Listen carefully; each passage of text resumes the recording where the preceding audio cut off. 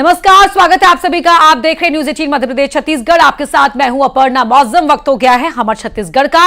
शुरुआत कर रहे हैं बड़ी खबर के साथ। छत्तीसगढ़ बोर्ड के कल जारी होंगे नतीजे। कल 10वीं और 12वीं के नतीजे जारी किए जाएंगे। दोपहर 12:30 बजे रिजल्ट रिलीज किया जाएगा। माध्यमिक शिक्षा मंडल के सभागृह में ये परिणाम जारी किए जाएंगे। माध्यमिक शिक्षा मंडल अध्यक्ष रेणु पिल्ले परिणाम घोषित करेंगी। आचार संहिता की वजह से इस बार शामिल नहीं होंगे शिक्षा मंत्री।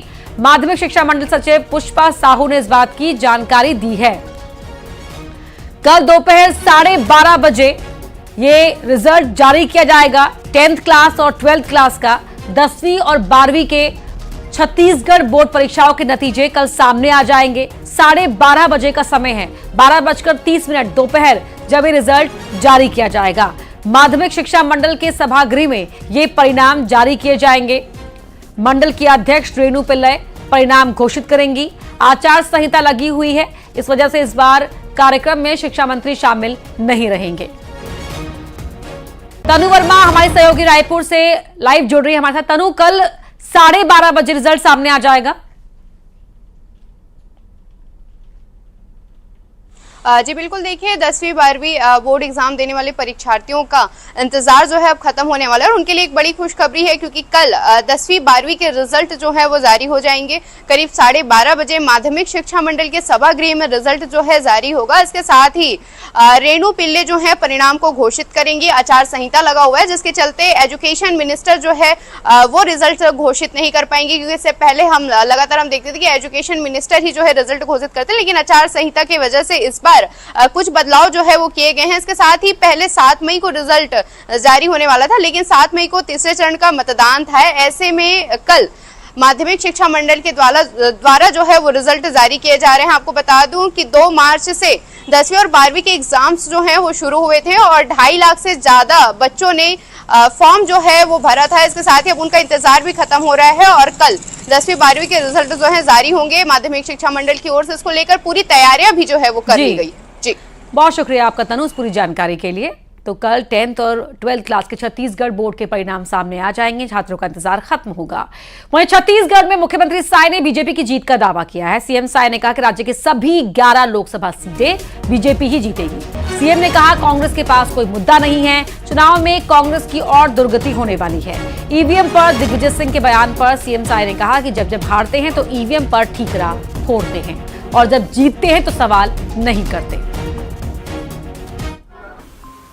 जिस तरह से हमने पूरे प्रदेश का दौरा किया है तो हम पूरे विश्वास के साथ कह सकते हैं कि पूरी सीट छत्तीसगढ़ की 11 की 11 सीट भारतीय जनता पार्टी जीत रही है। सब जगह से फीडबैक लिए हैं। अब इन लोगों के पास कोई मुद्दा है नहीं तो ले दे के फिर उसी में घूम के आ जाते हैं। अब पूरे देश और छत्तीसगढ़ की जनता अब उनको नकार चुकी है। इस बार लोकसभा के चुनाव में इनकी और दुर्गति होने वाली है। जब हारते हैं तो ईवीएम पर ठीकरा फोड़ते हैं और जीतते हैं तो कोई सवाल नहीं उठता है। वहीं डिप्टी सीएम विजय शर्मा ने भी दावा किया है कि छत्तीसगढ़ में बीजेपी 11 की 11 सीटें जीतेगी। उन्होंने कहा कि जनता को मोदी जी की गारंटी पर भरोसा है। कांग्रेस प्रत्याशी विकास उपाध्याय के निर्वाचन अधिकारियों पर बीजेपी के पक्ष में वोटिंग करवाने के आरोप पर विजय शर्मा ने कहा कि ऐसी संस्थाओं पर आरोप लगाया ठीक नहीं किया। मैं आपसे एक बात जरूर कहना चाहता हूं। शहरी क्षेत्रों में विधानसभा में अभी आपको कम मतदान ऐसा दिखा होगा, परंतु इसके 2 कारण हो सकते हैं। पहला तो जो प्रथम मुझे ये समझ में आता है कि अभी हमारे मतदाता सूची के मदर रोल को फिर से बनाने की आवश्यकता है। मूल मतदाता सूची जिसको कहते हैं उसको फिर से बनाने की आवश्यकता है, क्योंकि शहरी क्षेत्रों में बहुत सारे लोगों का आना, उसका मतदाता सूची में नाम जुड़ना और उनका वापस जाना हो जाता है। मतदाता सूची से नाम नहीं कटा होता है, इसलिए वो कुल मिलाकर मतदान कम दिखता है। परंतु जो कुछ छत्तीसगढ़ में हुआ है वह आशा के अनुरूप हुआ है। मोदी जी को वोट देने के लिए माताओं बहनों ने आगे आकर के मतदान किया है और छत्तीसगढ़ में 11 की 11 सीटें निसंदेह भाजपा जीतेगी। नहीं, आरोप लगा देना एक अलग बात है। भाजपा की तो 3 बार की सरकार थी, फिर इनकी सरकार आई थी, तब नहीं लगाया कोई आरोप। अभी 3 महीने में भाजपा की सरकार आए हैं तो आरोप लगाना शुरू कर दिया। तो अब लगाते भैया कि हमारे पक्ष में मतदान करा दिया इसलिए हमारी सरकार बन गई। कर जो तटस्थता है प्रशासन की उसको बने रहने देना चाहिए उसको। ऐसे पिछली बार भी यूपी में काबा ये चला था और भूपेश बघेल जी गए थे तो यूपी में 2 बार हुआ था। तो इस बार भी अगर वो यूपी जा रहे हैं तो ऐसा ही कुछ भाजपा के लिए शगुन होने वाला है। और मैं सोचता हूँ कि उनकी छवि के साथ जब वो जा रहे हैं तो शायद देखिए क्या होता है, परंतु जनता में तो कुछ नकारात्मक। छत्तीसगढ़ में तीसरे चरण के साथ ही लोकसभा चुनाव खत्म हो गया है। दुर्ग में भी प्रत्याशियों की किस्मत का फैसला ईवीएम में कैद हो गया है। भिलाई के जुनवानी स्थित शंकराचार्य कॉलेज में स्ट्रांग रूम बनाया गया है, जहां पर ईवीएम रखी गई है। दुर्ग जिले में मतदान शांतिपूर्वक संपन्न होने के बाद अब ईवीएम में प्रत्याशियों के भाग्य कैद हो गए हैं और यहां पर भिलाई के शंकराचार्य कॉलेज में स्ट्रांग रूम बनाया गया है, जहां पर तमाम ईवीएम्स को रखा गया है। सुरक्षा आप देख सकते हैं कि किस तरह पर यहां पर सुरक्षा के इंतजाम किए गए हैं। यहां पर सैनिकों की ड्यूटी लगाई गई है और तमाम जो सुरक्षा की व्यवस्था है वो की गई है। सीसीटीवी कैमरे से नज़र रखी जा रही है और तमाम ऐसी व्यवस्थाएँ की जा रही है जिससे कि पूरी तरह से सुरक्षा रह सके। तो यहाँ पर ईवीएम्स यहाँ पर रखी गई है। दुर्ग जिले में करीब 9 विधानसभा क्षेत्र आते हैं। बेमेतरा को छोड़कर यहाँ पर 6 विधानसभाओं के ये स्ट्रांग रूम बनाया गया है और 4 तारीख को यहाँ पर 4 जून को मतगणना होगी, उसकी भी सारी तैयारियां की जा रही है। देर रात तक ये प्रक्रिया चली है। अलग अलग जगहों से जो ईवीएम्स आई उनको अलग अलग जगह पर रखा गया है। काफ़ी बारीकी से यहाँ पर नज़र रखी जा रही है। अब बस इंतज़ार किया जा रहा है उस वक्त का कि जब 4 जून की तिथि आएगी और मतगणना होगी। यदि मतदान की बात किया जाए तो दुर्ग जिले में इस बार करीब 2.5% अधिक मतदान हुआ है। इससे कहीं ना कहीं लोगों को उत्साह बढ़ा है, ये नज़र आ रहा है। और जो प्रशासन ने जो तैयारियां की थी वो भी तैयारियां जो है वो काफ़ी सफल होती हुई नजर आई है। न्यूज़ 18 छत्तीसगढ़ के लिए दुर्ग से मिथिलेश ठाकुर। छत्तीसगढ़ शराब घोटाले से जुड़ी बड़ी खबर आपको बता रहे हैं। शराब घोटाले में ईओडब्ल्यू का एक्शन हुआ है। शराब कारोबारी त्रिलोक सिंह ढिल्लों के ठिकाने पर छापा पड़ा है। शराब कारोबारी के ठिकाने पर सुबह से ही कार्रवाई की जा रही है। भिलाई के नेहरू नगर में है त्रिलोक सिंह ढिल्लों का घर और ये ईओडब्ल्यू का एक्शन यहां पर देखने को मिला है। मिथिलेश हमारे सहयोगी हमारे साथ फोन लाइन पर जुड़ गए हैं। मिथिलेश, छापेमारी को लेकर क्या जानकारी अब तक? देखिए, आज सुबह से ही ईओडब्ल्यू के अधिकारी जो हैं भिलाई की नेहरू नगर स्थित त्रिलोक सिंह ढिल्लों का जो निवास है वहां पर पहुंचे हुए हैं। वहां पर छानबीन की जा रही है। किस तरह से छानबीन की जा रही है, क्या है, ये बहुत स्पष्ट नहीं हो पाया, लेकिन अधिकारी अभी भी निवास के अंदर मौजूद हैं। ये पूरा मामला शराब कारोबार से जुड़ा हुआ है। शराब कारोबारी हैं त्रिलोक सिंह ढिल्लों, जिन्हें गिरफ्तार किया गया है और उसके बाद में उनसे पूछताछ भी की जा रही है और लगातार जो पूछताछ में तथ्य सामने आ रहे उसके आधार पर कार्रवाइयां भी की जा रही है। तो संभवतः उनसे जो पूछताछ हुई होगी उसी के आधार पर आज ये दबिश दी गई होगी। तो आज लगातार ये कार्रवाई जारी है। कोई अधिकृत बयान नहीं आया है, लेकिन ये पूरा मामला शराब कारोबार से जुड़ा हुआ है। जी, आप बने रहिए हमारे साथ। और त्रिलोक सिंह ढिल्लों के ठिकाने पर छापेमारी की कार्रवाई सुबह से ही चल रही है। मिथिलेश बता रहे थे हमें। अगली बड़ी खबर भी दुर्ग से ही है, जहां पर ठेके पर काम करने वाले मजदूर की मौत हो गई। काम के दौरान मजदूर की मौत हो गई। मजदूर की मौत के बाद उसके परिवार वाले भड़क गए। भिलाई में प्रोटेस्ट किया है। परिवार मुआवजा मांग रहा है। निर्माणाधीन पंप हाउस में एक दिन पहले मजदूर की मौत हो गई थी जो ठेके पर काम करता था। मिथिलेश जुड़े हुए हैं। मिथिलेश, परिवार को अब तक कोई आश्वासन मिला है? देखिए, अभी प्रबंधन से चर्चा चल रही है और जहां तक परिवार की मांग है कि उनको उचित मुआवजा दिया जाए, जिस तरह से एक ठेका श्रमिकों को जो मुआवजा दिया जाता है वैसा ही ये मुआवजा दिया जाए, क्योंकि कार्य के दौरान ही उनकी मौत हुई थी। लेकिन जिस तरह से प्रबंधन इसके लिए आनाकानी कर रहा था, उनका ये कहना था कि उनकी जो ड्यूटी है वो SMS2 भिलाई इस्पात संयंत्र में लगाई गई थी, वहां पर उनकी ड्यूटी थी, तो वो पंप हाउस में गए हुए थे। जबकि परिवार का ये कहना है कि उनके जो ठेका श्रमिक के अधीन जो काम कर रहे थे, ठेका श्रमिक ने ही ठेकेदार ने ही ठेका श्रमिक को वहां पर काम के लिए भेजा था और उसी दौरान घटना घटित हुई है। यही विवाद चला आ रहा था। अभी लगातार चर्चा चल रही है, लेकिन उचित मुआवजा देने की मांग को लेकर अभी भी परिवार डटा हुआ है। जी, बहुत शुक्रिया आपका इस जानकारी के लिए मिथिलेश। अगली बड़ी खबर सूरजपुर से है, जहां ससुराल में महिला की मौत के बाद पुलिस ने महिला के पति को गिरफ्तार कर लिया है। पति के दूसरी महिला के साथ अवैध संबंध थे जिनका विरोध करती थी पत्नी। पति ने गला दबाकर पत्नी को मौत के घाट उतार दिया। मृतक महिला के मायके के लोगों ने शव थाने में लाकर प्रदर्शन किया था। झिलमिली थाना क्षेत्र के करौंदा मुड़ा गांव का ये मामला है, जहां पत्नी की हत्या कर दी गई, पति को गिरफ्तार कर लिया गया। वरुण राय हमारे सहयोगी फोन लाइन पर जुड़ रहे हैं। वरुण, अब तो पति को भी गिरफ्तार कर लिया गया इस मामले में? जी बिल्कुल, जिस तरह से कल पूरे दिन भर ही, क्योंकि कल निर्वाचन का दिन था, तीसरे चरण का यहाँ लोकसभा का चुनाव भी हो रहा था, पुलिस सभी ड्यूटी में लगे हुए थे। इसी दरमियान जो नवविवाहिता है उसकी मौत हो जाती है और जो ससुराल पक्ष के लोग हैं वो कफन दफन करने की भी तैयारी कर रहे थे। ऐसे में जब मृतिका की मां वहां मौके पर पहुंची, उसे संदेह हुआ कि इसकी हत्या हुई है। उसके बाद और भी जो समुदाय के लोग थे वो सभी जाके थाने में इसकी शिकायत की। जो मौजूदा स्टाफ थे उनके द्वारा पोस्टमार्टम के लिए ले जाया गया और पोस्टमार्टम के बाद खुलासा हुआ कि इसकी दम घुटने से मौत हुई है। ऐसे में जो आरोपी है, ससुराल पक्ष के लोग, किसी की भी गिरफ्तारी नहीं हुई थी, तो देर रात को हंगामा भी किए। परिजन शव को लेके थाने पहुंच गए और शव का जब तक आरोपी की गिरफ्तारी नहीं होगी तब तक दफन नहीं करने का वो चेतावनी देते रहे। ऐसे में पुलिस समझाइश के बाद हालांकि परिजन तो वापस लौट गए। ऐसे में सुबह आरोपी की गिरफ्तारी कर ली गई है और आरोपी ने खुलासा कर दिया है कि लगातार जो उसकी पत्नी थी मृतिका, वो उस पर संदेह करती थी अवैध संबंध को लेके, इसी के कारण उसी के दुपट्टे से मुंह दबा के उसकी हत्या कर दी।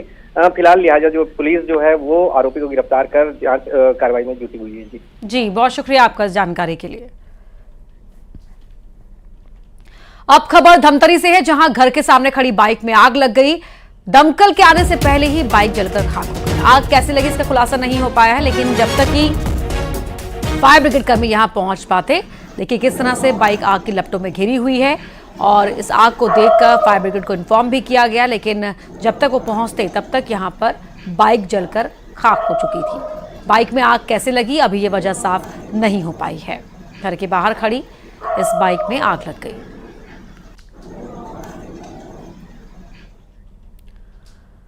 अगली खबर नारायणपुर से है, जहां नक्सलियों की काराना करतूत देखने को मिली। नक्सलियों ने गांव वालों पर हमला कर दिया, सिर पर कुल्हाड़ी से वार किया। ग्रामीण को मृत समझकर नक्सली यहां से भाग गए। ग्रामीण पर पुलिस का मुखबिर होने का शक नक्सलियों को था। घायल शख्स को जवानों ने अस्पताल पहुंचाया, उसका वहां पर इलाज शुरू हो गया है। सिर पर नक्सलियों ने कुल्हाड़ी से वार किया था। नक्सलियों को शक था कि ये जो ग्रामीण है वो पुलिस के लिए मुखबिर का काम करता है। अगली खबर कोरबा से है, जहां तेज रफ्तार ट्रक ने सीएसईबी के कन्वेयर बेल्ट के खंभे को टक्कर मार दी। वेस्ट पावर प्लांट में कोयले की सप्लाई ठप हो गई। ट्रक ड्राइवर की लापरवाही से यह हादसा हुआ। कन्वेयर बेल्ट के खंभे की मरम्मत का अब काम किया जा रहा है। तो तेज रफ्तार में था यह ट्रक, ड्राइवर से संभला नहीं और उसने खंभे को टक्कर मार दी। सीएसईबी का यह कन्वेयर बेल्ट का खंभा था, उसे टक्कर मार दी गई। छत्तीसगढ़ में महादेव ऐप की चर्चा जोरों पर रहती है। कांकेर में भी इसी तर्ज पर betonly777.com ऐप पर ऑनलाइन सट्टे का कारोबार जोरों पर है। लोग इस ऐप के जरिए आईपीएल में जमकर सट्टा लगा रहे हैं। कुछ दिन पहले स्वास्थ्य ऐप के जरिए भी क्रिकेट मैच में सट्टा लगाया जा रहा था। अभी तक इस मामले को लेकर कोई कार्रवाई नहीं की गई है। ये एक ऐसा माध्यम है जो मोबाइल के माध्यम से व्यक्तियों के द्वारा संचालित किया जा रहा है। तो किसी व्यक्ति के मोबाइल को आइडेंटिफाई करना और उस पर पुख्ता उसमें पूरी जानकारी मिलना, ये थोड़ा कठिन काम है, और लेकिन फिर भी इसमें प्रयास लगातार जारी है और शीघ्र ही कोई ना कोई इसमें सफलता हमें जरूर मिलेगी। अंबिकापुर से खबर है, स्कूटी सवार 3 लोगों के एक्सीडेंट के मामले में एक आरोपी गिरफ्तार हुआ है। पुलिस ने एक कार को भी जब्त कर लिया है। हत्या करने के इरादे से कार से स्कूटी सवार लोगों को टक्कर मारी थी। आरोपी नवीन गुप्ता कार से कुचलकर स्कूटी वार की हत्या करना चाहता था। घटना का सीसीटीवी फुटेज भी सामने आया था। तेज रफ्तार कार चलाते हुए गुस्से में आरोपी ने स्कूटी को टक्कर मार दी। हादसे में स्कूटी चला रही महिला, उसकी सास और मासूम बेटा गंभीर रूप से घायल हो गए थे। कुछ दिन पहले आरोपी युवक के साथ उसकी सास का विवाद हुआ था।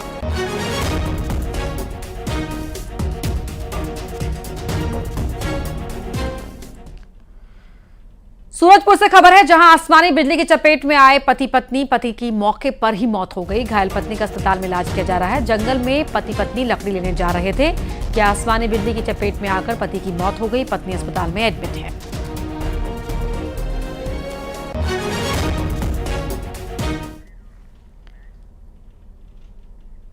बलौदा बाजार से खबर है, पुलिसकर्मी पर दादागिरी करने का आरोप है। ढाबे में खाना खाने के बाद पैसे नहीं दिए, पैसे मांगने पर पुलिस वाले ने मारपीट कर दी। पलारी थाने के कथित पुलिस वाले पर मारपीट करने का आरोप लगा है। न्याय मांगने के लिए पुलिस अधीक्षक कार्यालय पहुंचा पीड़ित और पुलिस वाले पर दादागिरी करने का आरोप लगाया है।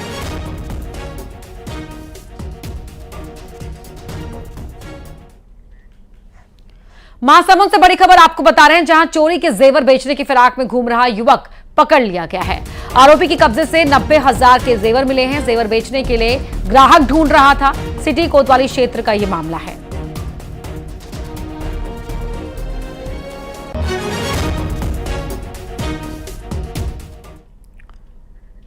बिलासपुर में ट्रेन यात्रियों की मुसीबत फिर बढ़ गई है। आज से 22 ट्रेनें रद्द कर दी गई। नागपुर रेल मंडल में होना है मेंटेनेंस का काम।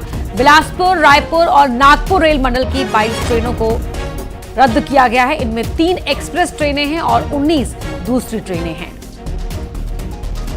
तो यात्रियों के लिए परेशानी वाली खबर है। रायपुर और नागपुर से होकर चलने वाली लगभग 22 ट्रेनों को अलग अलग दिनों में एक बार फिर से रद्द कर दिया गया है, जिससे कहीं ना कहीं जो यात्री हैं उनकी मुसीबतें बढ़ी हुई है। आप देख सकते हैं कि यहाँ पर पूछताछ जो सहयोग केंद्र है वहाँ पर लगातार यात्री पहुँच रहे हैं और जानकारी लेने की कोशिश कर रहे हैं और ये जानने की कोशिश कर रहे हैं कि आखिर क्या कुछ वजह थी इन ट्रेनों को रद्द कर दिया गया है। हमारे साथ कुछ यात्री हैं, उनसे जानने की कोशिश करेंगे कि किस तरह की दिक्कतें आपको आती हैं मान लो ये ट्रेनें रद्द होती हैं तो। बहुत सारी दिक्कतें आती है हमको जो है, क्योंकि आदमी का सोच के निकलता है कि मेरे को वहाँ से ट्रेन चेंज करना है, वहाँ से उधर जाना है, और सडनली अगर मैं आया रेलवे स्टेशन पे मालूम पड़ा कि ट्रेन जो है आपने उसको पोस्टपोन कर दिया है ना, तो उसमें क्या कि बहुत सारी दिक्कतें का सामना करना पड़ता है। वैसे भी गर्मी का वैकेशन चल रहा है अभी जो है, बच्चों की छुट्टी छाटी आना जाना बहुत सारी चीज़ें जो है, तो इस कंडीशन में या तो रेलवे को ये चाहिए कि आप बिफोर जो है जब जिस तरह आप 120 दिन पहले आप टिकट बुक करते हो रिजर्वेशन के लिए, वैसे कुछ एक टाइम होना चाहिए कि आप बिफोर जो है पैसेंजर्स को आप चाहे जो भी आप उस पर करो, इन्फॉर्म करो। सुबह 6 बजे से बैठे हैं, अभी ट्रेन कोरबा के लिए कोई ट्रेन ही नहीं मिल रही है, इसलिए बहुत यात्री परेशान है। रेलवे का ये दावा है कि अधोसंरचना के नाम पर इन ट्रेनों को रद्द किया गया है। आने वाले दिनों में यात्रियों की सुविधाओं को ध्यान में रखते हुए इस तरह के फैसले रेलवे ले रहा है। बिलासपुर से न्यूज़ 18 के लिए उमेश मौर्य। पूर्व मुख्यमंत्री भूपेश बघेल को राहुल गांधी के लिए रायबरेली सीट से लड़ने पर ऑब्जर्वर नियुक्त किया गया, जिस पर पूर्व सीएम और विधानसभा के अध्यक्ष डॉक्टर रमन सिंह ने तंज कसा है। उन्होंने न्यूज़ 18 से खास बातचीत की और कहा कि जिस तरह पिछले 5 सालों में भूपेश बघेल ने छत्तीसगढ़ में जो काम किया है, जिसकी वजह से कांग्रेस की आज ऐसी स्थिति है, और उसके लिए सिर्फ और सिर्फ भूपेश बघेल जिम्मेदार है। पूर्व मुख्यमंत्री भूपेश बघेल को जो राहुल गांधी रायबरेली से चुनाव लड़ रहे हैं उसका ऑब्जर्वर बनाया गया है, इसे कैसे देखते हैं आप? अब ऑब्जर्वर की जवाबदारी दी गई है। छत्तीसगढ़ में 5 साल के कार्यकाल में बहुत बेहतर काम किया जो आज कांग्रेस की स्थिति बनी हुई है, उसके लिए यदि किसी को जवाबदार कहा जा सकता है तो भूपेश जी है। उसके बाद भी कांग्रेस में आज स्थिति ये है कि जवाबदारी देने के लायक लोग नहीं हैं, इसलिए इस प्रकार की रमन सिंह ने न्यूज़ 18 से खास बातचीत में राजनांदगांव पर भी अपनी बात रखी। छत्तीसगढ़ की इन 11 सीटों में जिस पर हो रही है राजनांदगांव की, पूर्व मुख्यमंत्री भूपेश बघेल वहां से हैं और आप खुद राजनांदगांव से विधायक भी हैं, राजनांदगांव से आप सांसद भी रह चुके हैं, वहां की तासीर आप बेहतर समझते हैं। क्या लग रहा है, जिससे भी बात करो यही पूछता है कि राजनांदगांव में क्या होगा? राजनांदगांव में क्या होगा ये स्पष्ट मतदान की गिनती के बाद लोगों को समझ में आएगा, मगर राजनांदगांव का तासीर जो है जी, राजनांदगांव के लोगों की रुचि जो है भारतीय जनता पार्टी के साथ हमेशा जुड़ा हुआ है। और ऐसा नहीं है कि एक पूर्व मुख्यमंत्री दुर्ग से आके पहली बार चुनाव लड़ रहे हैं, इसके पहले भी पूर्व मुख्यमंत्री पूर्व राज्यपाल दुर्ग से आके राजनांदगांव लोकसभा आजमा चुके हैं। मोतीलाल वोरा जी के साथ चुनावी संघर्ष में भारतीय जनता पार्टी के प्रत्याशी के नाते मैं था, अब फिर वापस भूपेश बघेल आए हैं पूर्व मुख्यमंत्री की हैसियत से। तो पिछले बार भी रिजेक्ट किया था और कांग्रेस को हराया था, इस बार भी भूपेश को दुर्ग लौटना पड़ेगा, ये निश्चित है। और आइए अब देखते हैं टॉप 20 खबरें। सीएम साय का कांग्रेस पर तंज, कहा इन चुनावों में